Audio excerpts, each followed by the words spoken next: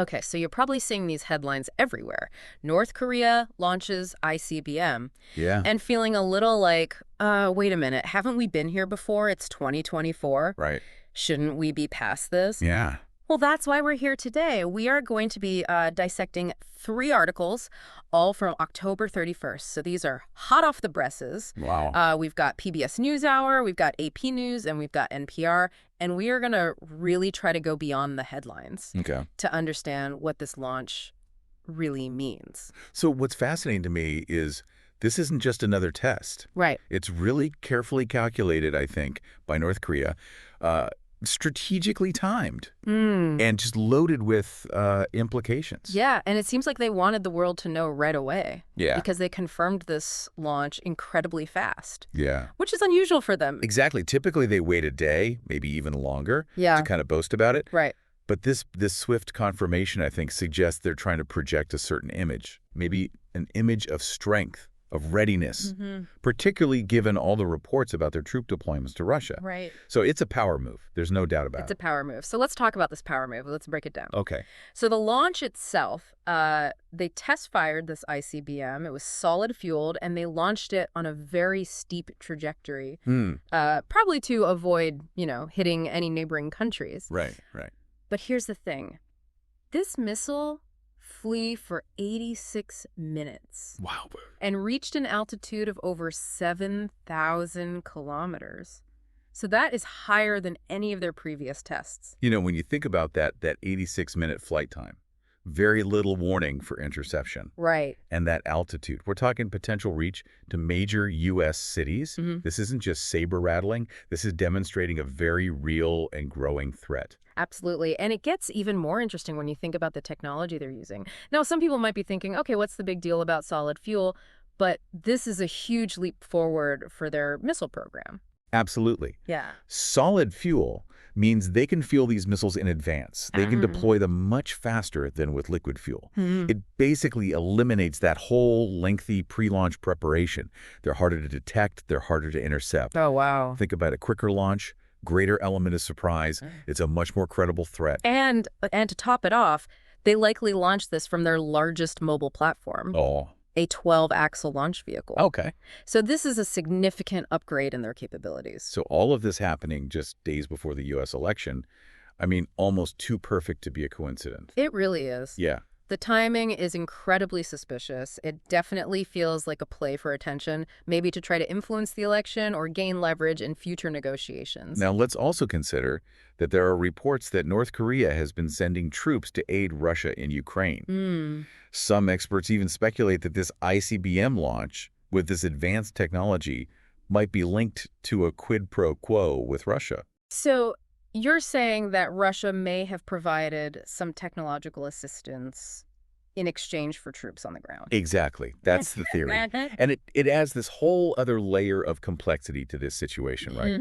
It suggests a deepening relationship between these two nations, and one that could have some serious repercussions for the global balance of power. Oh, yeah. I mean, this is starting to sound like a geopolitical thriller. It is. You've got this, this rogue nation Right. testing these increasingly powerful weapons. Yeah. A potential secret alliance emerging, and then you have this backdrop of this major global conflict going on. It's like something out of a Tom Clancy novel. It really is. And it gets even more intriguing when you hear what Kim Jong Un himself had to say about this launch.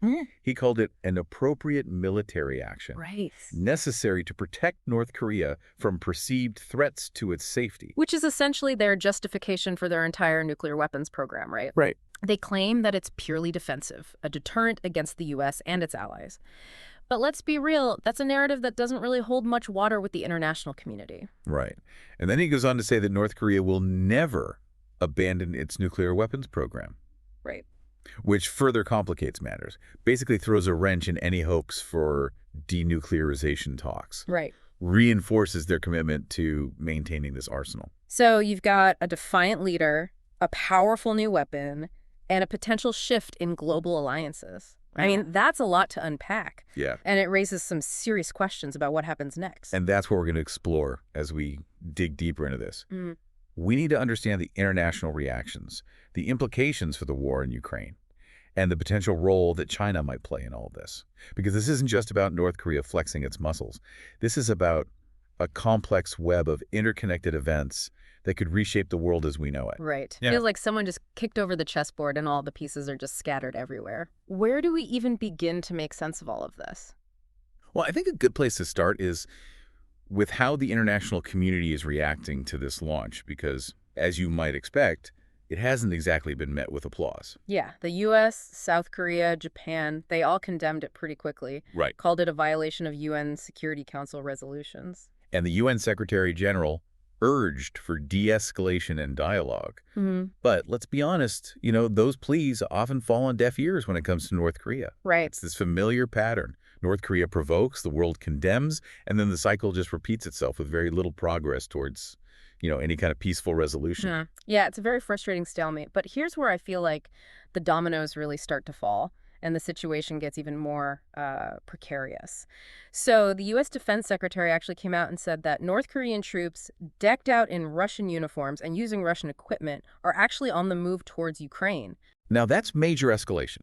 Not only does it confirm that North Korea is willing to directly support Russia's war effort, but it also raises those concerns about, a wider conflict, one that could spiral out of control pretty quickly. And the South Korean president, Yoon Suk-yeol, he didn't mince words either. He's suggested that South Korea might supply Ukraine with weapons in response to these troop deployments. That's a potential game changer. If South Korea goes ahead and provides weapons to Ukraine, that would be a major shift in their foreign policy. One that could further antagonize North Korea, Russia. It's a risky move, but one that they may feel is necessary given the circumstances. It's like this chain reaction. Each action is triggering a response that just escalates the situation even further. And to put the scale of this troop deployment in perspective, South Korean intelligence estimates that over 11,000 North Korean troops have already been sent to Russia. Over 3,000 of them are stationed near those Western battlefields. That number is staggering. It shows a very substantial commitment from North Korea to bolstering Russia's forces. And we're not just talking about any troops. These soldiers have a reputation for being very disciplined, battle-hardened, and fiercely loyal to the regime. It's a very worrying development, to say the least. So we've got this ICBM launch. We've got this potential, clandestine alliance between North Korea and Russia. And then you have this possibility of South Korea getting directly involved in the Ukraine conflict. Wow. It's easy to just feel overwhelmed by all of this and just think, why should I even care? Yeah. How does this affect me? That's a fair question. It's easy to dismiss these events as just distant geopolitical squabbles that have nothing to do with our everyday lives. Right. But the truth is, what's happening on the Korean Peninsula, what's happening in Ukraine, has the potential to impact every single one of us. For example, we could see increased military spending by countries like the U.S. and South Korea. Yeah. That could mean less funding for essential programs, healthcare, education. And then, of course, there's the possibility of this wider conflict, especially one that involves nuclear weapons. Yeah. I mean, that's a terrifying thought. Yeah. We can't afford to be complacent about these developments because they have the potential to disrupt global security, economic stability, and our daily lives. Yeah. It's like this ripple effect spreading outwards from these initial events with consequences that could be felt for years to come. So we talked a lot about the potential negatives here, but is there any chance that this situation could actually lead to something positive? It's certainly possible that these heightened tensions could force everyone to reevaluate their positions and maybe, just maybe, come to the negotiating table. You mean like a wake-up call? Something that pushes them towards, finding a diplomatic solution. Exactly. The stakes are incredibly high right now, and no one really wants to see this escalate into an all-out war. It's possible that this pressure could create an opportunity for more meaningful dialogue, perhaps even a breakthrough in these long-stalled negotiations. Well, that would be a welcome development. It feels like we're teetering on a knife's edge right now. Yeah. The potential for things to go in either direction is pretty high. Yeah. It's a reminder that even in the 21st century, the world can be a very volatile and unpredictable place. Absolutely. And that's why it's so important to stay informed, to understand the complexities of these situations, and to engage in thoughtful discussion about the potential consequences. Because these events, even if they seem far away, can have ripple effects that touch all of us. It's like that old saying, knowledge is power. The more we understand about what's happening in the world, the better equipped we are to kind of navigate the challenges and make those informed decisions, as citizens and as a global community. And that brings us to another key player in all of this, China. They've been relatively quiet so far, but as a regional power and North Korea's main ally, their position on this is very significant. It's going to be a critical factor in how this all unfolds. Yeah, they're like the silent giant in the room, just Yeah. watching everything very closely. Exactly. They have a vested interest in maintaining stability on the Korean peninsula, but they also have these complex relationships with both Russia and the U.S. How they choose to navigate this situation could really determine how things play out. Yeah, it's a very delicate balancing act. And the outcome, I mean, it could have pretty far-reaching consequences for everyone. And we also can't forget about the potential for an arms race in the region. Mm. If South Korea follows through and sends weapons to Ukraine, it could trigger a response from North Korea, leading to that, dangerous escalation in military buildup. It's a very complex web of interconnected events, and the stakes, as we've said, are incredibly high. So we've got North Korea testing these powerful new weapons, a potential alliance with Russia, South Korea maybe sending weapons to Ukraine, and China watching everything closely, waiting to make its move. It's a lot to take in, and it leaves us with a lot of unanswered questions. Like, what will the U.S. response be?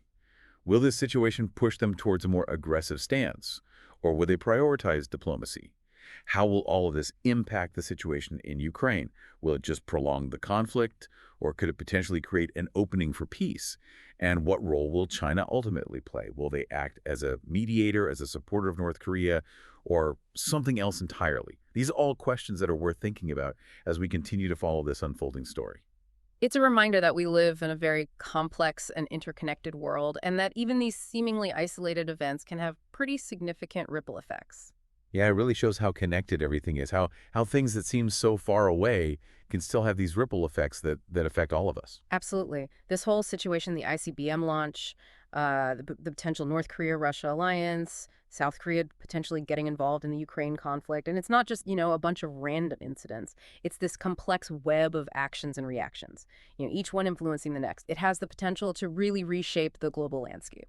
We've covered a lot today. I mean, the technical stuff, the politics, international reactions, the possibility of a wider conflict, China's role in all of this. It's a lot to take in. Yeah, it really is. But that's, I think, the point of these deep dives, right? We try to take all this information and boil it down to the key insights, help connect the dots, and help you, the listener, make sense of it all. Right. Because the world can feel pretty chaotic. Yeah. We really want to give you the information you need to be able to engage with all of this in a meaningful way. Yeah. Because at the end of the day, it's not just about knowing what's happening. You have to understand the why behind the what. And we all need to think critically about what all this means. What are the consequences of all this? So as we kind of wrap up this deep dive, what's the one thing you really hope people listening will take away from all of this? What's that big aha moment? I think the biggest thing for me is we can't view these events in isolation. Right. The world is just too interconnected. What happens in one place affects everyone, everywhere. This ICBM launch, it's not just about North Korea. It's about global security. Right. It's about the balance of power. It's about the future of international relations. It's a reminder that we live in a really complicated world. Things are changing all the time, and the stakes just keep getting higher. Exactly. Yeah. And that's why it's so important to stay informed, engage in meaningful dialogue, demand accountability from our leaders. We can't just sit back and watch as all this unfolds. Right. We all have a role to play in shaping the kind of future we want. Well said. Well, I think that's about all the time we have for this deep dive. Thanks for joining us on this journey into global politics. Always a pleasure. And to everyone listening, thank you for your curiosity. Yeah. Thanks for being willing to dive into these issues with us. Hopefully you found this insightful and thought-provoking. Until next time, keep questioning, keep learning, and keep exploring.